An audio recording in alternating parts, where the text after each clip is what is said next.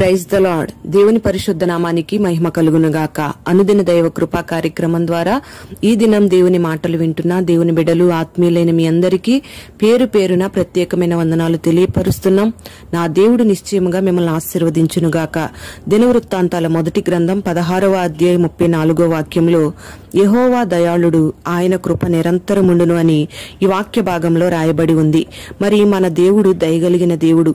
ఆయన పేరే దయాళుడు. మనుష్యులు ఎవరైనా కొంచెం మన ఎడల దయ చూపిస్తే వారి దయను బట్టి మనం ఎంతగానో సంబరపడిపోతా ఉంటాం.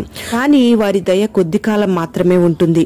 కానీ దేవుడే మన జీవితంలో మన ఎడల దయ చూపిస్తే ఆయన దయ ఆయుష్కాలం అంతా కూడా నిలిచి ఉంటుంది. ఆయన మన ఎడల దయ చూపిస్తే మన పాపాలన్నీ కూడా క్షమించబడతాయి. ఆయన మన ఎడల దయ చూపితే మన రోగాలన్నీ కుదర్చబడతాయి. ఆయన మన ఎడల దయ చూపితే మన శాపాలన్నీ కూడా కొట్టివేయబడతాయి. ప్రియ దేవుని బిడ్డలారా, ఆయన దయ చూపితే ఆయన కృప నిరంతరం మన మీద, మన పిల్లల మీద నిలిచి ఉంటుంది.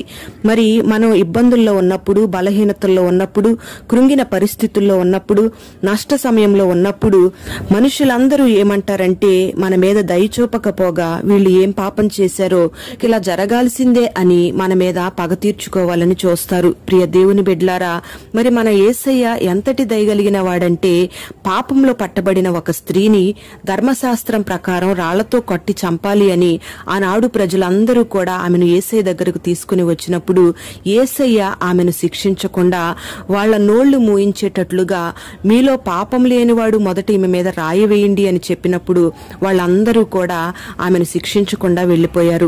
అలాగే యేసయ్య కూడా ఆమె ఎడల దయ చూపించి, అమ్మా నేను కూడా నిన్ను శిక్షించను అని ఆమె పాపాలన్నిటినీ క్షమించి, నీ పాపాలు క్షమించబడ్డాయి అని చెప్పి ఆమెను ఇక ఎన్నడూ నువ్వు పాపం చేయొద్దు అని హెచ్చరించి దేవుడు ఆమెను హక్కున చేర్చుకున్నాడు. ప్రియ దేవుని బిడ్డలారా, గమనించాలి, ఆయన ఎంతటి దయగలిగిన దేవుడంటే, మనుషులందరూ కూడా ఆ పాపాత్మురాలైన స్త్రీని శిక్షించాలని చూసిన మన యేసయ్య మాత్రం ఆమె ఎడల దయ చూపించి ఆమె పాపాలను క్షమించి ఆమెను శిక్షించకుండా వదిలిపెట్టాడు.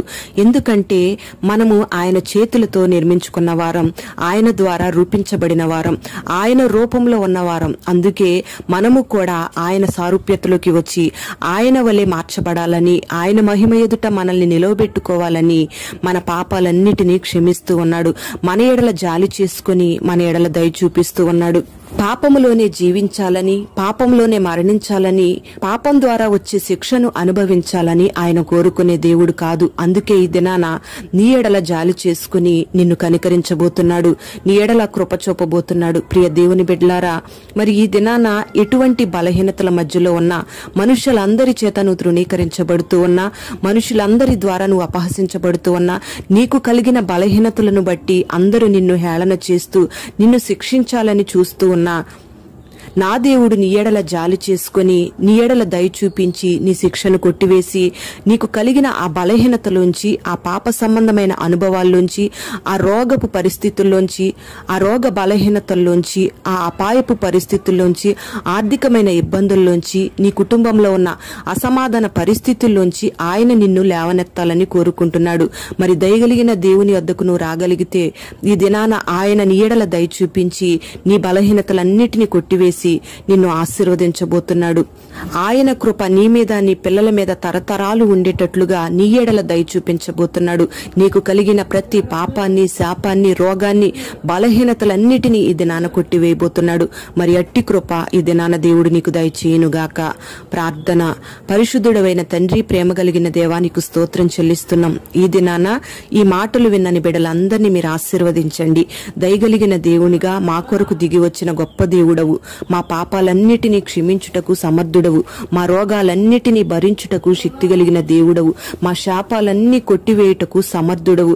ప్రభువా, ఈ మాటలు విన్నని బిడ్డల జీవితాల్లో ఏ బలహీనతలను బట్టి, ఏ పాప సంబంధమైన అనుభవాలను బట్టి, ఏ రోగాలను బట్టి, ఏ అప్పుల సమస్యలను బట్టి నీ బిడ్డలు కృంగిపోతూ ప్రజల మధ్యలో అపహసించబడుతూ, నిందించబడుతూ, హేళన చేయబడుతూ ఉన్నారో నీ బిడ్డలందరినీ ఒక్కసారి మీరు జ్ఞాపకం చేసుకుని కలిగిన ఆ బలహీనతలోంచి మీరు లేవనెత్తి నీ బిడ్డలందరినీ మీరు క్షమించి హిమ ఎదుట నిలబడుటకు శక్తి కలిగిన వారిగా మీరు మార్చండి. మీరు దయ చూపించి నీ బిడ్డలను క్షమించి ఆశీర్వదించి నీ కృపను కుటుంబాలకు, నీ బిడ్డలకు, బిడ్డల తరతరాలకు నిరంతరము మీరు అనుగ్రహించి మహిమ మీరు పొందుకొని నీ బిడ్డలను ఆశీర్వదించమని యేసు నామములో అడుగుచున్నాము తండ్రి. ఆమేన్.